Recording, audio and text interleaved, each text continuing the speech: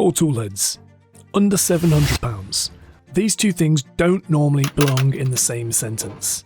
For the past couple of years, if you wanted genuine multicolour printing without a mountain of waste, you had two options: spend a load of money or accept some pretty severe consequences. Then Flashforge announced the Creator 5, a 4-colour multi-tool head Core XY printer with a price tag of just $699.99, and immediately I, like everybody else, was interested.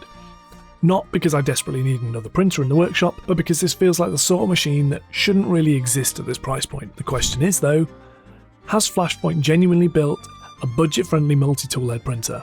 Or have they simply cut enough corners to hit a spec sheet? I've spent the last month finding out. By this point I've clocked up over 100 hours of 3D printing on the Creator 5, and while most of it has been an incredible experience, not all of it has been smooth sailing. Before we get into that though, I just want to say that this machine I've received is a slightly pre-production version, so there may be some tweaks and bits and pieces which change through the video, and that's worth bearing in mind for the video. I'm not here to make excuses for brands for some of the stuff that didn't work. Frankly, that's on them, but it is worth bearing in mind that some of the things that I point out in this video are known issues that will be fixed by Flashforge in future. For now though, let's get started with the machine itself. The Creator 5 occupies roughly 600 by 450mm of desk space. Once you've allowed for cables and clearance above the machine, you're looking at around 710mm of total height. On paper that sounds fairly substantial. In reality it feels surprisingly compact, especially when you consider what's hiding inside. The build volume is 256 by 256 by 256mm, which has become something of a sweet spot in the consumer printing market. It's not enormous, but it's large enough for the vast majority of projects most people are likely to tackle. Around the sides, you'll find a few design decisions that left me scratching my head though. The USB port lives on the left hand side, while the power input and switch are on the right. Personally, I'd rather seen the USB port on the front and the power switch around the back, but if that's one of my biggest complaints about the hardware, things are probably going reasonably well. What matters more is how the machine feels. The frame is metal, while the larger exterior panels are plastic. That means it doesn't have the ultra premium feel of a full metal machine, but equally it avoids feeling super cheap. Flashforge appears to have spent all the right money in all the right places. Everything you're interacting with feels solid, well made, reassuringly sturdy. Then there's the setup process, and honestly this is one of the easiest printer setups I've experienced in quite a while. Open the box, lift the printer out, and almost everything you need is packed neatly inside the machine itself. The thing I expected to be the biggest headache was installing the toolheads. But it isn't. Instead of fitting multiple individual assemblies, Flashforge bundles everything into a single cassette. Slide it in, tighten a couple of screws, and you're done. The screen follows the same philosophy. Click it into place, secure it, move on. And after that, it's just simply a case of removing the 3 shipping screws that secure the bed, plugging in the Ethernet cable, powering everything on, and following the setup wizard. The interface is based on Clipper, so if you've used a modern filament printer recently, you'll feel right at home. You choose your language, connect to Wi-Fi, install the Flashforge app, scan a QR code, and then let the machine guide you through the calibration process. All told, the calibration process takes about 40 minutes. Realistically though, I reckon most people could go from a completely sealed box to a functional printer ready to print its first print in about an hour and a half. And genuinely, hats off to Flashforge. This is one of the smoothest unboxing experience I've ever had. And now it was finally time to find out whether the multi-tool head system actually delivered on the promise. Loading filament is slightly different from what many people will be used to. The filament holders sit on the corners of the machine, and each spool is manually fed through a PTFE tube into the relevant tool head. The first time you do it, it feels a little strange, especially if you become used to printers that automatically grab and load the filament for you. In practice though, it's pretty straightforward. Feed the filament until it stops, press the release catch, push it slightly further, the extruder takes over.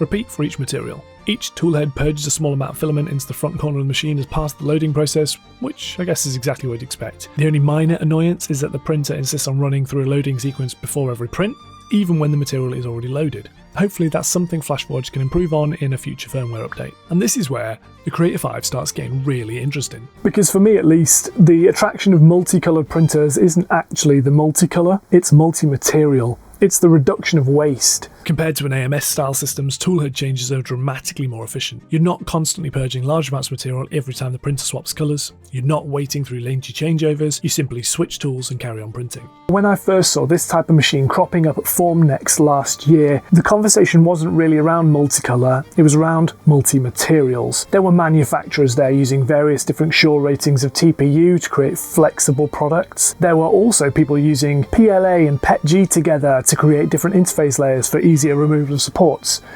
Really, once you start thinking about it, the options types of printers like this offer is only as small as your imagination is, and that's really exciting and something I hope to explore a lot more on this channel. There is one material combination I am not planning to try though, and if you've watched my recent videos you'll know exactly why, and that's PVA.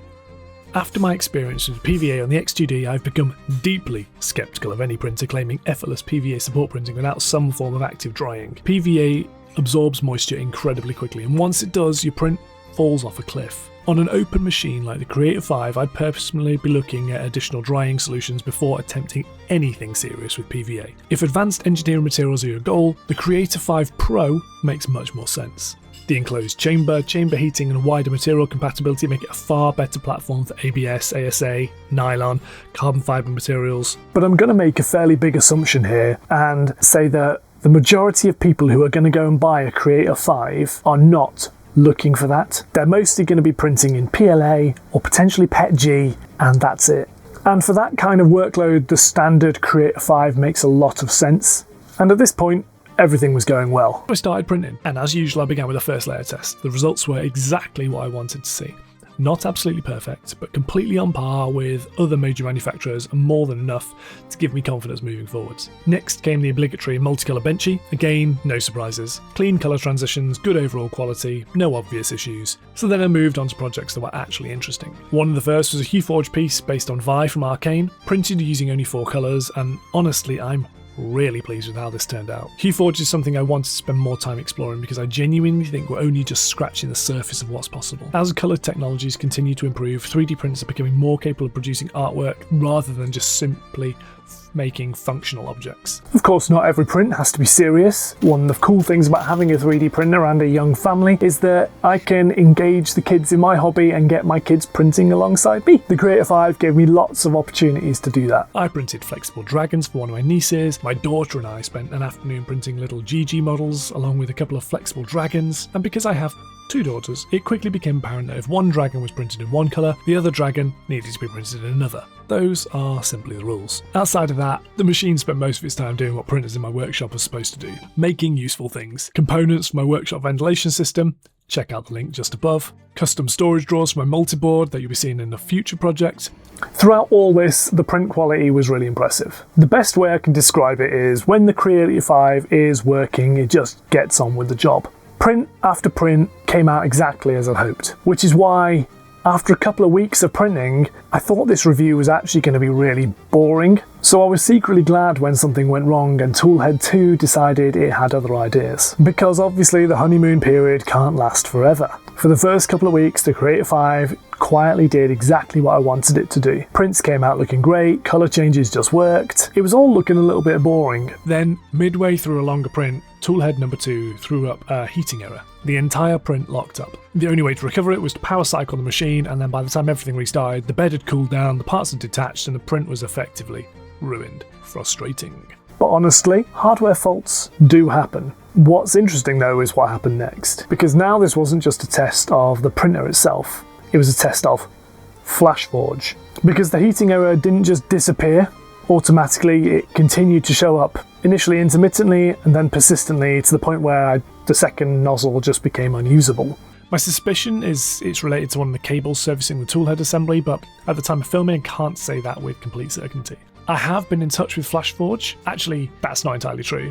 I've actually contacted Flashforge twice. The first contact was through my usual company representative because I genuinely wanted to get the machine repaired and as fast as possible in time for this review. I didn't manage that. The second, though, was Flashforge's standard customer support channels using a completely separate email address, so they had no idea it was me. I wanted to know what normal customer support actually looked like, and interestingly, the normal route was faster than my Flashforge rep. Within 24 hours, they'd responded with troubleshooting suggestions questions, asked for some feedback from me, serial numbers, that sort of thing. Over the next few days, we exchanged a few messages, which can be frustrating when you're in a rush and you just want your printer to work, but give these guys some credit, they've got to work out exactly what's going on first. In the end, we weren't able to solve it through a standard fix, but we'd had good communications. But honestly, that wasn't what impressed me. Over the weekend, when we were describing some of these bouncing backwards and forwards with emails, I got a bit busy and didn't respond to them. So I was really surprised when on Monday morning, I woke up to an email in my inbox saying, "Hi, just checking everything's going okay. Do you need any more help?" And that level of proactive support really impressed me, because bear in mind, this is not some sort of like YouTuber privilege. This is just me replying on a different email address to the standard sales support. So this is the same support that I hope you'll get too. I've dealt with plenty of companies over the years, you know, the ones that seem far more interested in closing tickets than actually helping the customers at the end of them. And let's face it, at the end of the day, sooner or later, every machine will break in some way or another. Sometimes you also just get a bad machine. That's just the roll of the dice. But based on my experience, Flashforge have done a good job, and therefore I have good confidence that I could recommend that they do a good job for you too. As things stand today though, I'm running the Creator 5 as a 3 toolhead printer rather than the 4 toolhead printer, which, admittedly, is not ideal. The replacement though is on its way, and once it's installed I'll be covering the results in a follow-up video.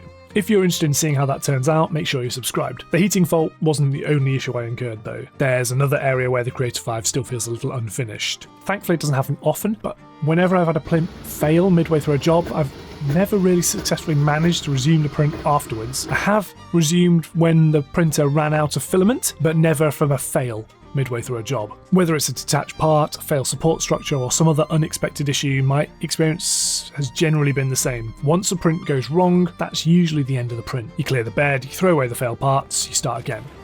I'm not the only reviewer who's run into this either. A few other creators have reported similar behaviour, which is why I always recommend watching multiple reviews before you make a decision to buy a printer. No single reviewer is going to catch everything. There are also several firmware features that feel noticeably absent at the moment. The biggest for me is object exclusion. Both Bamboo Lab and Anycubic allow you to remove failed parts from an active print while allowing the rest of the build plate to continue. It's one of those features that sounds minor until you need it. There are at least 2 occasions during testing where object exclusion would have saved a print, reduced waste and prevented me from starting again from scratch. Now hopefully that's something Flashforge adds in another upcoming update, because it feels like a very obvious omission. And that brings me to the final piece of the puzzle: the software. And the software experience is interesting because it's simultaneously one of Creator 5's strengths and weaknesses. On the desktop side, you're essentially working with a fairly stock version of Orcheslicer. On the printer itself, you're dealing with a pretty standard implementation of Clipper. That's actually a huge advantage in many ways. I was able to jump straight in using the machine because everything felt familiar. There was very little learning curve, no strange menus, no unusual workflows, no proprietary ecosystem to get your head around. Just software that largely works the way you'd expect it to. For me, that's a positive. The downside is that some of the refinements you find in more mature ecosystems aren't present in Flashforges. If you're coming from a Bamboo machine, for example, there are some quality of life features that are just straight up missing. Individually, they're not a big deal. Collectively though, they do make a difference to how you interact and how you use the machine. And the other thing that's worth mentioning is that while the software is based on Orcheslicer, Flashforge, much like Bamboo, have chosen to take a closed down approach to this. And so if you're into tinkering and playing with the back end of this sort of software, then that's not an option for you. Personally, that's not my bag, but you need to know that if you're going into it, because I know plenty of people in the community will care about that. And the final omission, at least for now, is colour mixing. One of the more interesting aspects of systems like the Snapmaker U1 is their ability to blend colours from a CMYK type system, rather than simply swapping between them. And as colour printing continues to evolve, that's becoming an increasingly compelling feature. The Creator 5, as of today, doesn't offer that, but that has to be coming down the line, right? So where does all this leave the Creator 5? Well, after a month of using it, I think the answer is pretty simple. So this is a 256 by 256 by 256 build volume, multicolour 3D printer for under £700. It's a genuinely impressive product. In some ways, though, the biggest surprise isn't the printer itself. It's that Flashforge got here before Bamboo. It feels like the sort of machine that many people expected Bamboo Labs to release. And yet, here we are, talking about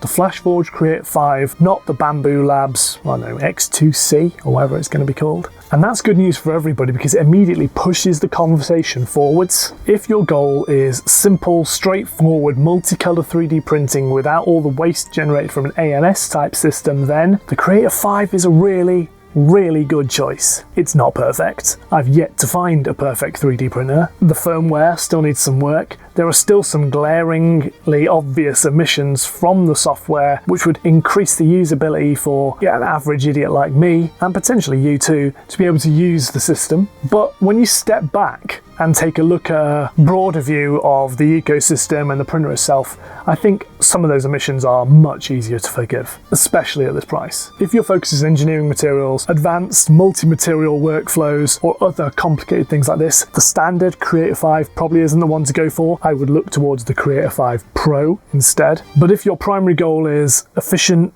affordable, multicolour 3D printing, then the Creator 5 has to be the obvious choice. As for me, I think the Creator 5 is going to be staying in my workshop for a little while now, because I've got a lot more to explore and have fun with it. But also, I just really enjoy using it, and so do my kids. But I also owe you an update on that 4th toolhead and if that ever gets fixed, and so don't worry, there will be a second version of this video coming down the line, so make sure you subscribed for that. Regular viewers as well will have noticed that this video isn't sponsored, and that means I get the rare opportunity to sponsor it with my own stuff for a change. The upside of that is that we can talk about some of the stuff I've got going on outside of YouTube. You might not know this, but I actually host painting workshops in person in the UK and have a little miniature painting community which is based around my Discord. We also talk about 3D printing too, but there's lots more focus on miniature painting in particular. If that sounds like your sort of bag, you'll find links to all this sort of stuff linked in the description below, and while you're down there, why not like the video and subscribe if you've not already. Making content is so much more fun when you get to interact with the people who are watching the videos, who can give feedback or criticisms and just generally have fun in this neat little hobby corner of ours on the internet. So do go and do that if you're able to. And as always at this point in the video, I just want to say a huge thank you to everybody who has already done that. You were all absolute heroes and you know who you are. So I'll just finish off by saying that this is RisingApe. My name's James and I'll see you next time.